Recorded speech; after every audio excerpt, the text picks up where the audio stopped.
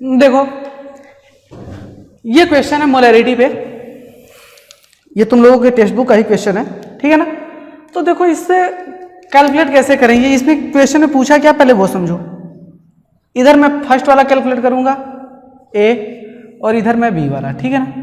देखो इसमें पूछा क्या है, calculate the molarity of each of the following solution. मतलब मेरे पास दो सॉल्यूशन है और दोनों सॉल्यूशन की मोलैरिटी हमको कैलकुलेट करना है, ठीक है। तो देखो कैसे कैलकुलेट करोगे, एक बात ध्यान दो, एक बात ध्यान दो, क्या पहले वाले में दिया क्या है और मोलैरिटी कैलकुलेट कैसे करते हैं। तो पहले मोलैरिटी का सबसे पहले जो पूछे उसका फॉर्मूला लिख लो। तो मोल्स ऑफ सॉल्यूट, सॉल्यूट क्या है, कैल्शियम नाइट्रेट, यही है, divided by moles of calcium nitrate divided by volume of solution, यही होता है ना, volume of solution in ml। जब ml करोगे तो ऊपर 1000 से मल्टीप्लाई, अगर लीटर है तो डायरेक्ट ऐसे कर दो, लीटर है तो डायरेक्ट हो जाएगा, ऊपर 1000 नहीं रहेगा। यहाँ पे मैंने लीटर क्यों लिखा है, क्योंकि यहाँ पे देख रहे हो तुम लीटर में पहले से ही लिखा हुआ है, इसीलिए मैंने इसको लीटर में ही छोड़ दिया। अब ध्यान दो मोल्स कैसे कैलकुलेट करोगे। तो moles of calcium nitrate is equals to क्या हो जाएगा, गिवन वेट, ठीक है ना, given mass of calcium nitrate divided by molar mass of calcium nitrate, यही होगा ना, होगा कि नहीं, मोलर मास ऑफ सेम, ठीक है ना। तो molar mass of calcium nitrate, यहां पे कैल्शियम नाइट्रेट लिख देना।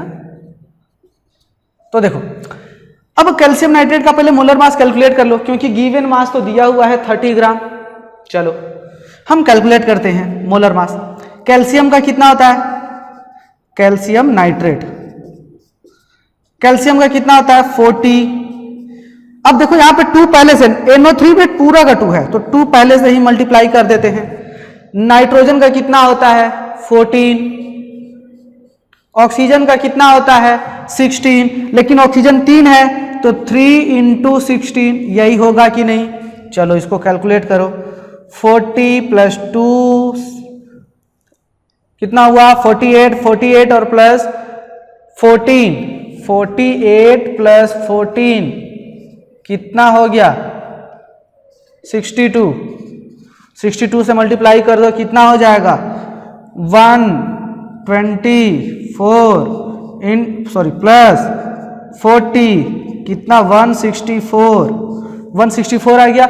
लेकिन ये बस किसका निकले हो, कैल्शियम नाइट्रेट का निकाले हो, इसमें और 6H2O दिया हुआ है, उसको भी कैलकुलेट करोगे। क्या करोगे, उसको भी कैलकुलेट करोगे। क्यों, क्योंकि ये पूरा कंपाउंड दिया हुआ है तो पूरे का निकालोगे। तो 6H2O का भी निकाल दो, इसका मतलब क्या होगा 6H2O का कितना होता है 18, 16 + 2 18, तो कितना हो जाएगा 6 × 18। यहां पे कैलकुलेट करके लिख दो 108, यही हुआ। अब 108 यहां पे लिख दो, 108 ऐड करोगे कितना आएगा 272 आ गया। कितना आ गया 272। मैं यहां पे लिख दूं, मैं यहां पे लिखूं अब गिवन मास कितना है 30 ग्राम, 30 डिवाइडेड बाई 272, 30 डिवाइडेड बाई 272, ये क्या हो गया मोल्स ऑफ कैल्शियम नाइट्रेट। चलो मोल्स निकल गया, मतलब पहला ऊपर वाला निकल गया। अब क्या चाहिए हमको, वॉल्यूम ऑफ सॉल्यूशन चाहिए, वॉल्यूम ऑफ सॉल्यूशन दिया हुआ है, काम खत्म, डायरेक्ट रख दो आंसर आ गया। चलो इसको मैं रफ कर दूं, ये तो कैलकुलेट कर ही लोगे यार अपने से, ये सब तो 11th में ही पढ़ चुके हो कैसे कैलकुलेट करते हैं, ठीक है। तो हम देखो अब इसको डायरेक्ट फॉर्मूला अप्लाई करके रख देते हैं इसमें। तो molarity is equals two moles of solute कितना निकाले 30 divided by 272 into volume of solution in litre 4.3 litre. Answer हो गया। कैलकुलेट कर लेना इसको, कैलकुलेट करने के बाद कैलकुलेटर होगा ही, डिवाइड कर देना 30 डिवाइडेड बाई जो भी आएगा, इसका जो आंसर आएगा वो क्या आएगा मोल पर लीटर, ठीक है ना। ये आंसर हो जाएगा, ये जो भी आएगा 272 प्लस इंटू 4.3, कैलकुलेट कर लेना इसको, ठीक है ना। तो ये आ गया। सेकेंड वाला देखो, देखते हैं कैसे आएगा। तो सेकेंड वाला जस्ट इसमें कुछ तुमको ज्यादा कुछ नहीं करना है, बस डायरेक्ट कैलकुलेट कर देना है। कैसे सर, 30 ml दिया है, 30 ml of 0.5 molar H2SO4, 0.5 molar H2SO4। Sir यहाँ पे तो मोलरिटी दिया हुआ है, फिर मोलरिटी क्यों कैलकुलेट करवा रहे हैं? अरे डाइल्यूट हो रहा है, देखो इसमें और हम क्या कर दे रहे हैं, सॉल्वेंट मिक्स कर दे रहे हैं, तो इसकी मोलरिटी क्या हो जाएगी, कम हो जाएगी, कंसंट्रेशन कम हो जाएगा। अरे नंबर ऑफ सॉल्यूट कम है, सॉल्वेंट ज्यादा हो गया, तो क्या हो जाएगी, मोलरिटी कम हो जाएगी। तो देखो कैसे, अच्छा क्यों कम होगी, क्योंकि यहाँ पे देख रहे हो ना, वॉल्यूम ऑफ सॉल्यूशन डिनोमिनेटर में है, तो अगर ये बढ़ेगा तो ये कम होगा कि नहीं, ये ऑब्वियसली कम होगा। चलो मैं इसको फॉर्मूले से भी लिख सकता हूं और डायरेक्ट भी कर सकता हूं, ठीक है ना। तो कैसे करूं डायरेक्ट, जो मोलारिटी है, molarity is equal to, formula क्या होता है, moles of solute, moles of solute divided by volume of solution, volume of solution in ml into 1000, ये हो जाएगा। यहाँ पे ml में दिया था इसीलिए मैंने ml वाला फॉर्मूला लगाया है, ठीक है ना। मोलरिटी कितना दिया है, 0.5 रख दो। मोल्स ऑफ सॉल्यूट कैलकुलेट करना है, मोल्स ऑफ सॉल्यूट कैलकुलेट करना है, ठीक है ना। तो moles of solute divided by volume of solution कितना है, 30 ml into 1000, 10 से 10। अब इसको इधर भेज दो, 100 से डिवाइड कर दो, तो मोल्स ऑफ सॉल्यूट निकल जाएगा। तो moles of solute is equals to, इसको इधर मल्टीप्लाई कर दोगे तो कितना हो जाएगा, 1.5 डिवाइडेड बाई 100, ये क्या हो जाएगा, मोल्स ऑफ सॉल्यूट। जब मोल्स ऑफ सॉल्यूट निकल गया, अब वॉल्यूम ऑफ सॉल्यूशन दे दिया है, नहीं निकल जाएगा, निकल जाएगा। तो लिखो मोलारिटी, अब मोलारिटी क्या हो जाएगा, moles of solute divided by volume of solution in ml into 1000, यही होगा। यस सर यही होगा। तो कैलकुलेट करो, मोल्स ऑफ सॉल्यूट अभी कैलकुलेट किए हो, कितना, 1.5 डिवाइडेड बाई 100 into 1000 पहले से है, कर दो, divided by volume of solution in ml कितना है, 500 ml है, कर दो। देखो कैलकुलेट करने पे कितना आ रहा है, 5 2 जा 10 हो गया ना। अभी देखो ये 100 है, इसको पहले मल्टीप्लाई कर लो, कितना हो जाएगा, 3.0 हो जाएगा कि नहीं, 3.0 डिवाइडेड बाई मतलब 0.03 जाएगा, 0.03 कंसंट्रेशन। अब समझ में आया, कंसंट्रेशन देखो कम हो गया कि नहीं, 0.03 मोलर आया, 0.03 मोलर आया। और ये क्या हो गया, मोलरिटी सेकेंड वाले का, बी, यहाँ पे मैंने लिखा है ना, ये बी का है मोलरिटी, और ये क्या है, ए की मोलरिटी। तो उसको तो कैलकुलेट कर दिया, इसको कैलकुलेट करना पड़ेगा, क्योंकि ये थोड़ा सा टफ है, देखने में ही लग रहा है कि नहीं यार, टफ नहीं मतलब कैलकुलेटर से तुम कर सकते हो। चलो ये तो हो गया जनरल चीजें, कैलकुलेशन कर लेना इसको। देखो उसी सेकेंड क्वेश्चन को, जो सेकेंड क्वेश्चन था हमारा क्या था कि 0.5 मोलर था, 30 ml of 0.5 molar concentration solution था, ठीक है ना। और इसको डाइल्यूट कितना किया गया था, 500 ml तक, 500 ml तक डाइल्यूट किया गया था। तो पूछ रहा था इसका क्या होगा कंसंट्रेशन, मोलरिटी क्या होगी। तो देखो वो तो मैंने फॉर्मूले के थ्रू बता दिया। अब विदाउट फॉर्मूला मतलब एक और है जिसे डाइल्यूशन फॉर्मूला बोलते हैं, ठीक है ना। तो डाइल्यूशन फॉर्मूला क्या होता है समझो, m1v1 is equals to m2v2, m1v1 is equals to m2v2। देखो यहां पे क्या है, पहली मोलरिटी, कोई भी एक सॉल्यूशन है तो उसकी मोलरिटी इनटू उसका वॉल्यूम इज इक्वल्स टू, अगर उसी को दूसरे सॉल्यूशन में अगर हम रख दिए तो उस टोटल वॉल्यूम और उसकी मोलरिटी कैलकुलेट हो जाएगी। कैसे, देखो यहां पे मोलरिटी कितनी है 0.5 इनटू वॉल्यूम कितना है 30, मोलरिटी हमको कैलकुलेट करना है, फाइनल सॉल्यूशन कितना हो गया 500 ml तक हो गया। तो m2 मतलब ये मोलरिटी ही है, ठीक है ना, मोलरिटी इनटू वॉल्यूम। अभी देखो इसको क्या करोगे तुम, 0.5 इंटू 30 डिवाइडेड बाई 500 ये 0 जब जाएगा तो ये पॉइंट गायब, 5 से 5 कटेगा तो नीचे 100 बचेगा कि नहीं, मतलब ये पूरा कट गया, 100 बच गया। तो 3/100 इसी को तो सॉल्व किए तो 0.03 आया था कि नहीं, आ गया 0.03 मोलरिटी। तो तुम डायरेक्ट ऐसे भी कैलकुलेट कर सकते हो और वैसे भी कैलकुलेट कर सकते हो, ठीक है। चलो ये हो गया जनरल चीजें, ये क्या हो गया जनरल चीज। अच्छा एक बात तुम बताओगे कि ये सर ये फॉर्मूला आप लिखे क्यों हैं, ये फॉर्मूला आप लिखे क्यों हैं? तो एक बात बताओ, मोलरिटी इज इक्वल्स टू क्या होता है, मोलरिटी इज इक्वल्स टू क्या होता है, moles of solute divided by volume of solution in litre, यही होता है। मेरे पास अगर एक ही सॉल्यूशन है, मेरे पास एक ही सॉल्यूशन है, उस सॉल्यूशन में जितना मैंने पहले मोल्स ऐड किया है सॉल्यूट का, जितना मैंने पहले मोल सॉल्यूट का ऐड किया है उससे ज्यादा तो हो नहीं जाएगा, क्योंकि बस इसको तो मैं डाइल्यूट कर रहा हूं ना, ये तो मैंने नहीं बोला कि नहीं और मोल मैं ऐड कर रहा हूं, मोल तो ऐड नहीं हो रहा है, बस डाइल्यूट कर रहे हैं। तो डाइल्यूशन के लिए फॉर्मूला अप्लाई होता है, ठीक है ना। अगर मोल ऐड करेंगे तो ये फॉर्मूला अप्लाई नहीं होगा, ठीक है। यहां पे मैंने बस क्या किया है, डाइल्यूट किया है सॉल्यूशन को। तो जब सॉल्यूशन को डाइल्यूट करेंगे तो मोल्स तो जो प्रेजेंट था, जो कंपाउंड एक्स्ट्रा हम ऊपर से पहले डाले थे वो तो वही रहेगा ना, मैं तो बस सॉल्वेंट ऐड कर रहा हूं। डाइल्यूट करने का मतलब क्या होता है, सॉल्वेंट ऐड करना। तो इसमें तो कोई फर्क नहीं पड़ा, तो ये उस टाइम भी वही रहेगा, सेकेंड टाइम में भी वही रहेगा। तो जब ये ऐसे हो जाएगा तो इसको M1 मान लो, इसको V1 मान लो। जब दोबारा होगा तो क्या हो जाएगा, ये क्योंकि ये चेंज कर रहे हो तो ये भी चेंज हो जाएगा। क्यों? क्योंकि ये तो हमारा क्या रहना है, फिक्स रहना है सेमी सोल्यूशन के लिए, क्योंकि उसमें मोलरिटी सॉरी उसमें तुम मोल चेंज नहीं कर रहे हो, ठीक है ना। मतलब और कंपाउंड ऐड नहीं कर रहे हो, बस डाइल्यूट कर रहे हो, इसका मतलब बस सॉल्वेंट मिक्स कर रहे हो। तो ये फॉर्मूला होगा, ठीक है, कंफर्म। चलो अब बात करते हैं, इसी में एक और देख लो तुम मेथड कि अगर और सॉल्यूट भी ऐड करें तो फिर क्या होगा, ठीक है ना। ये तो सॉल्यूट नहीं ऐड कर रहे थे, अब मैं दूसरा कुछ केस बता रहा हूं कि सपोज करो ये एक मेरे पास सॉल्यूशन है, इसकी मोलरिटी M1, ठीक है, और इसका वॉल्यूम V1, इसकी मोलरिटी M1, इसका वॉल्यूम V1। एक और मेरे पास सॉल्यूशन है, इसकी मोलरिटी M2, वॉल्यूम V2।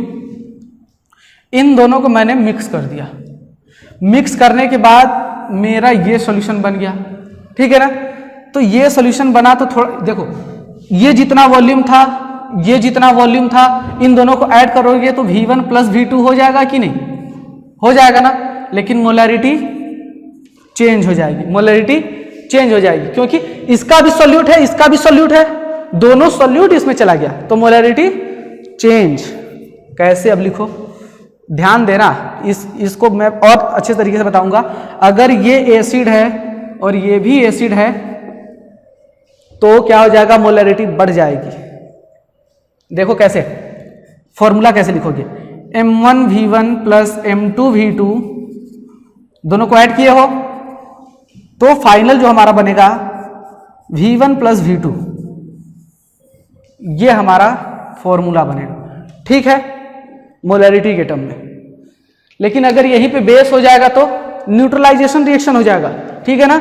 जितना ये वॉल्यूम रहेगा उतना वॉल्यूम ये न्यूट्रलाइज कर देगा, दोनों की अगर मोलरिटी सेम है तो, ठीक है। तो यहां पे बेस नहीं होना चाहिए, क्या होना चाहिए, बेस नहीं होना चाहिए। तो अगर दोनों एसिड है, दोनों बेस है तो ये ऐड हो जाएगा, लेकिन अगर एसिड बेस है तो ये माइनस हो जाएगा, ठीक है। और ये सब सही है, ओके। चलो और क्वेश्चन देखते हैं।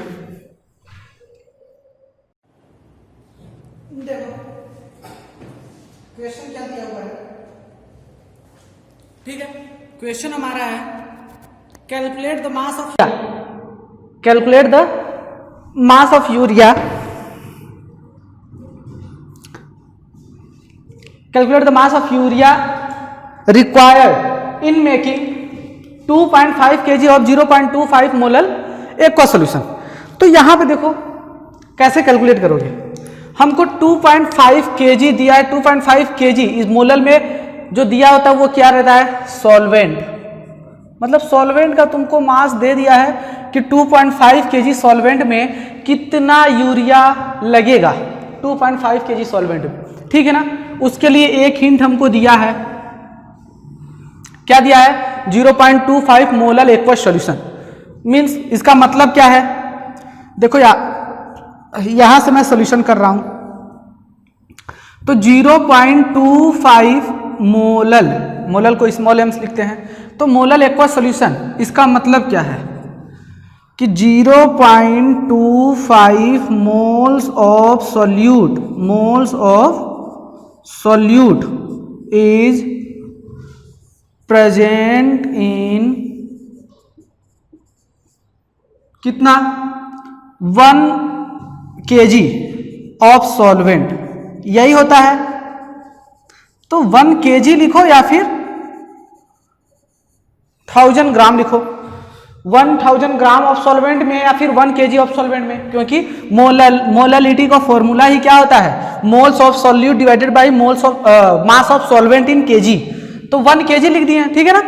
तो इसका तुमको दिख गया सॉल्यूट क्या तुम लिए हो, यूरिया, तो सॉल्यूट क्या होगा, यूरिया होगा कि नहीं। अब ध्यान दो, यूरिया का तुमको मोल पता चल गया तो मास पता चल जाएगा कि 1 kg में कितना मास है यूरिया का, तो 2.5 kg में क्या होगा, नहीं निकाल सकते हो, निकाल सकते हैं सर। देखो कैसे निकालेंगे, तो मोल्स इज इक्वल्स टू क्या होता है,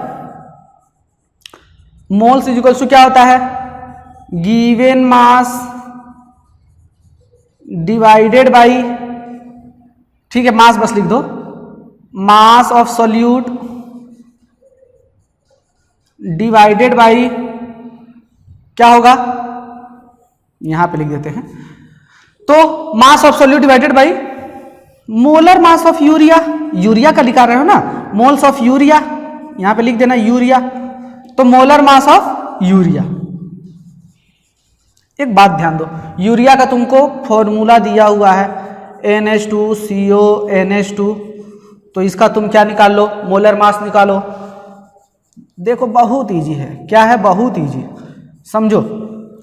नाइट्रोजन 2 है, 1 का 14 होता है तो 2 का कितना हो जाएगा 28।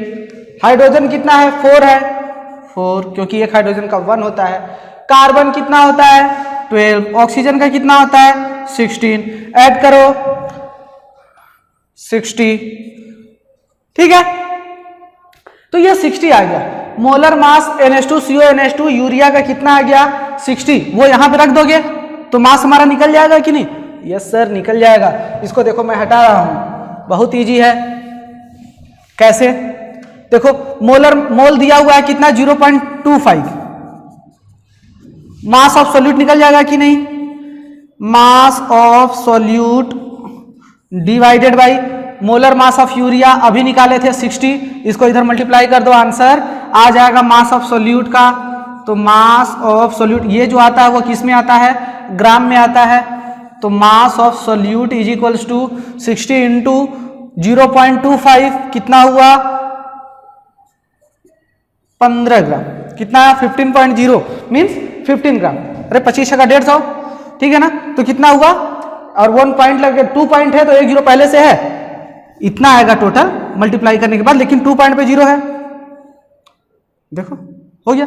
तो ये हट जाएगा ना, ये हट जाएगा, तो सिंपल तुम लिख सकते हो 15 gram of urea present, 15 gram of urea present in 1 kg of solvent, हुआ कि नहीं,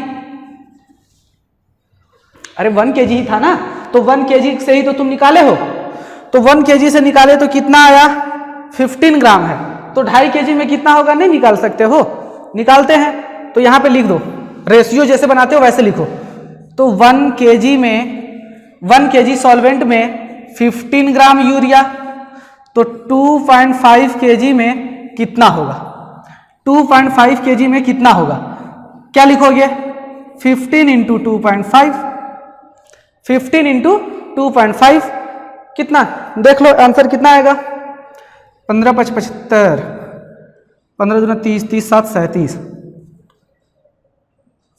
75, 15 दूना के 30, 30 7 37, 37.5 आ रहा है, 37.5 इतना ही आंसर आएगा। कैलकुलेट इसको कर लो, देखो 1 kg, हाँ इतना ही आएगा, ठीक है। तो ये देखो इतना ग्राम मतलब 37.5 ग्राम हमारा क्या हुआ, यूरिया प्रेजेंट चाहिए हमको, यूरिया रिक्वायर्ड होगा। कैलकुलेट कर लेना, कैलकुलेशन तो तुम लोग कर ही सकते हो। तो 37.5 ग्राम हमारा क्या चाहिए, यूरिया चाहिए 2.5 kg सॉल्वेंट में। इतनी मोलल कंसंट्रेशन का सॉल्यूशन बनाने के लिए, इतना मोलल कंसंट्रेशन का सॉल्यूशन बनाने के लिए हमें 2.5 kg में 37.5 ग्राम का यूरिया रिक्वायर्ड होगा। समझ में आ गया? क्वेश्चन इजी है, कर लोगे। सबसे पहले क्या करोगे, मास ऑफ यूरिया निकालोगे। मास ऑफ यूरिया से फिर मास ऑफ यूरिया ये जो निकालोगे ये कितने में है, 1 kg ऑफ सॉल्वेंट में है, तो 2.5 kg ऑफ सॉल्वेंट में कितना होगा कैलकुलेट कर लेना। ठीक है, आओ देखते हैं दूसरा क्वेश्चन। देखो ये सबसे इजी क्वेश्चन है तुम लोगों के टेक्स्ट बुक में, जो इन टेक्स्ट दिया हुआ है, ठीक है ना। तो इसमें सबसे easy molarity mole fraction calculate करना है। कितना इजी है देखो, तुम्हारे सामने ही दिख जाएगा कि नहीं, हाँ सर बहुत ही जल्दी निकाल दिए। इस सबको कैलकुलेट करने के लिए तुम्हारे पास दिया क्या है, बस एक चीज दिया है ये, और एक ये दिया है। बस तुम्हें दिया है 20% W/W और 1.202 ग्राम पर ml डेंसिटी। ठीक है ना, तो दोनों को लिख लो। डेंसिटी इज इक्वल्स टू 1.202 ग्राम पर ml। परसेंटेज स्ट्रेंथ कितना दिया है, 20% W/W, यही है। अब ध्यान दो, इसका मीनिंग क्या होता है, 20 दोनों वेट है तो ग्राम में होगा। 20 ग्राम ऑफ सॉल्यूट, पहला जो होता है वो सॉल्यूट होता है, is present in 100 gram of solution, क्योंकि दूसरा वाला सॉल्यूशन होता है इसीलिए मैं सॉल्यूशन लिखूंगा। ठीक है ना, तो देखो 20 gram of solute is present in 100 gram of solution, ये सब तो मिल गया तुमको। अब इससे तुमको क्या चाहिए, पहले मोलैलिटी दिया हुआ कैलकुलेट करने के लिए, तो यहां पे लिखो molality. Molality is equal to क्या होता है, moles of solute divided by mass of solvent. Mass of solvent अगर ये ग्राम में है तो ऊपर 1000 से क्या कर देते हो, मल्टीप्लाई, तो मोलैलिटी।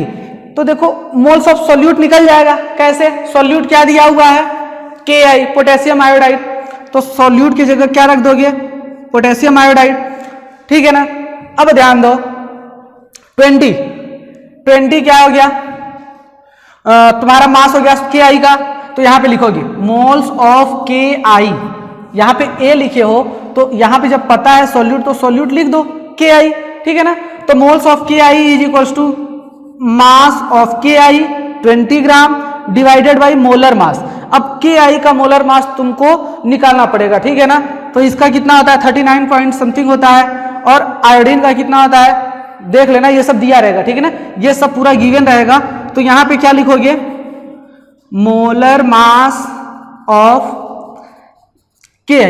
ठीक है, तो यहां मोलर मास ऑफ Ki लिख दोगे तो ये निकल जाएगा कि नहीं, मतलब मोल्स ऑफ Ki, ये वैल्यू सेम ये वाला गिवन रहेगा।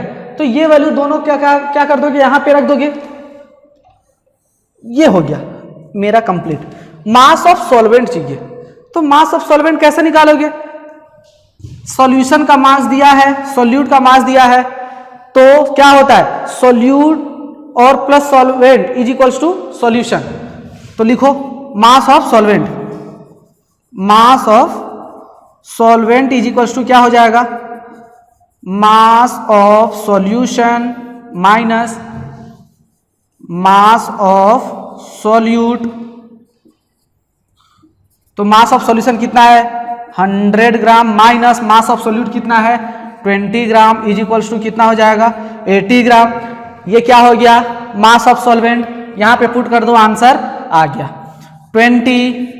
ये कुछ ना कुछ वैल्यू होगा ही, जैसे पोटेशियम का होता है 39, आयोडीन का शायद 70 जो भी होता हो, याद नहीं हमको, तो देख लेना। तो आयोडीन का यहां पे एटॉमिक मास लिख देना, ठीक है ना, into 1000। Mass of solvent in KG, sorry gram, तो मास ऑफ सॉल्वेंट इन ग्राम कितना है 80, अभी कैलकुलेट किए, तो यहां से कर दो,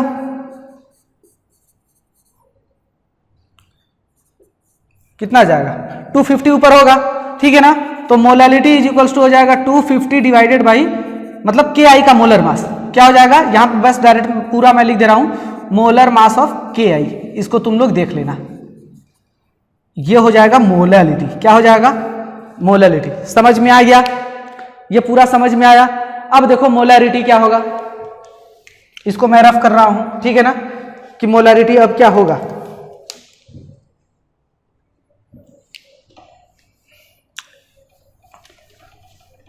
देखो मोलैरिटी भी निकल ही जाएगा, इजी है।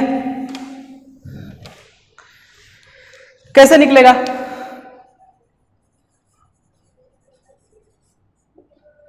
तो एक बात बताओ, मोलैरिटी का पहले फॉर्मूला क्या होता है वो समझो। तो मोल्स ऑफ सॉल्यूट तो अभी निकाल चुके थे, सॉल्यूट क्या है के आई, तो मोल्स ऑफ सॉल्यूट यहाँ पे 1000 होता था और यहाँ पे volume of solution in ml होता था, यही होता था कि नहीं, volume of solution in ml, तो अब जाके ऊपर 1000 से मल्टीप्लाई, ये होता है मोलैरिटी। लेकिन वॉल्यूम तो हमारा दिया नहीं था, क्या दिया था हमको, 20 ग्राम सॉल्यूट था मतलब के आई, और क्या दिया हुआ था, सॉल्यूशन का मास दिया हुआ था, सॉल्यूशन का मास कितना था 100 ग्राम, ठीक है ना, ये था हमारा सॉल्यूट और ये था सॉल्यूशन। लेकिन देखो यहाँ पे सॉल्यूशन का डेंसिटी दिया हुआ है ना, तो डेंसिटी सॉल्यूशन का कितना है 1.202 ग्राम पर ml, ग्राम पर ml, तो यहां से वॉल्यूम निकल जाएगा कि नहीं, निकल जाएगा।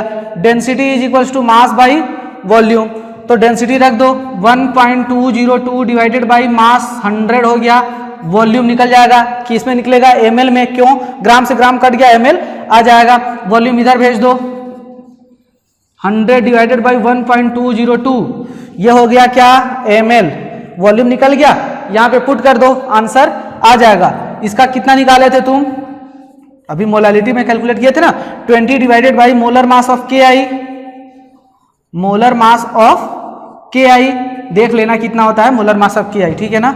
अब इसके लिए मत कहना सर इसको भी लिख दीजिए, देख लेना। अब ये 1000 है ही, volume of solution in ml, volume of solution यहाँ पे कैलकुलेट कर लिए हो, 100 डिवाइडेड बाई ये जो नीचे होगा 1.202, ये ऊपर चला जाएगा कि नहीं, मैं इसको डायरेक्ट ऊपर लिख दे रहा हूं 1.202, ठीक है। अब क्या होगा, ये 1000 से मल्टीप्लाई करने के बाद ये पॉइंट हट जाएगा, क्योंकि 3 इधर से है 3 इधर से हट जाएगा, तो इसको देखो क्या हो जाएगा, ये 5 हो जाएगा। अब देखो सब इजी हो गया, 1202 ये कुछ नहीं है, मतलब अब ऊपर बस 1202 बच गया, और ये 5 into molar mass of K I, molar mass of K आई, ये हो जाएगा हमारा मोलैरिटी, मोल पर लीटर। कैलकुलेट कर लोगे, कैलकुलेट कर लोगे, इजी है। चलो अब एक और चीज है मोल फ्रैक्शन ऑफ के आई, ठीक है ना। चलो इसको मैं रफ करूं,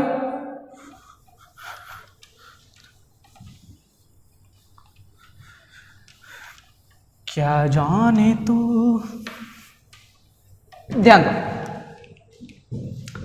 मोल फ्रैक्शन, मस्ती चलती रहती है, ये नहीं कहना सर गाना गा रहे हैं, मोल फ्रैक्शन। तो देखो मोल फ्रैक्शन किसका चाहिए, के आई का चाहिए, तो यहां पे लिखो मोल फ्रैक्शन ऑफ के आई। कैसे निकालोगे, मोल फ्रैक्शन का मीनिंग क्या होता है, मोल जिसका पूछेगा उसका मोल्स ऊपर रहेगा डिवाइडेड बाई टोटल मोल्स, मतलब moles of water plus moles of K I. Water क्यों लिखा है मैंने, यहाँ पे लिखा है एक्वस के आई, एक्वस लिखा है ना, एक्वस मीन्स वाटर होता है, मतलब वाटर भी प्रेजेंट है और के आई तो है ही, मोल फ्रैक्शन निकल जाएगा। निकालो, क्या दिया हुआ था तुम्हें, इसका मोल्स तुम निकाल चुके हो, कितना था 20 divided by molar mass of K आई, यही था कि नहीं, of K I divided by, ये भी वही है तो ये भी लिख दो 20 divided by molar mass of K आई, ऐसे बस लिख दिया molar mass of K I. H2O, अब H2O कितना था, मास ऑफ सॉल्वेंट निकाले थे कि नहीं, मास ऑफ सॉल्वेंट कितना निकाले थे, 80 ग्राम निकाले थे मोलैलिटी में, देख लेना मोलैलिटी में क्या निकाले थे, इसका मास, सॉरी इसका मास सॉल्वेंट का 80 ग्राम, तो 80 डिवाइडेड बाई इसका मोलर मास, H2O का मोलर मास कितना होता है 18, तो ये मोल हो जाएगा उसका 80 डिवाइडेड बाई 18, ये वाटर का क्या हो गया, मोल हो गया। इसको सॉल्व करोगे तो मोल फ्रैक्शन ऑफ के आई निकल जाएगा, ठीक है। तो मोल फ्रैक्शन ऑफ के आई क्या हो जाएगा 20 divided by molar mass of K I divided by 20 divided by molar mass of K I plus 80 divided by 18, ये हो जाएगा हमारा आंसर। ठीक है ना, इसको सॉल्व कर लेना। चलो ये सब चीजें तो हो गया जनरल चीजें। अब मेन जो टॉपिक होगा सॉल्यूशन का वो अब से स्टार्ट होगा। क्या है अब? वेपर प्रेशर हो जाएगा। वेपर प्रेशर के टर्म में किस किस पे डिपेंड करता है वेपर प्रेशर, और तुम्हारा डिजॉल्विंग पावर क्या होगा, ठीक है ना, सॉल्युबिलिटी क्या होगी, सॉल्युबिलिटी कब बढ़ेगी कब घटेगी, ठीक है ना। चलो थैंक यू, बस इतना तक ही है आजकल लेक्चर। चलो जय भारत।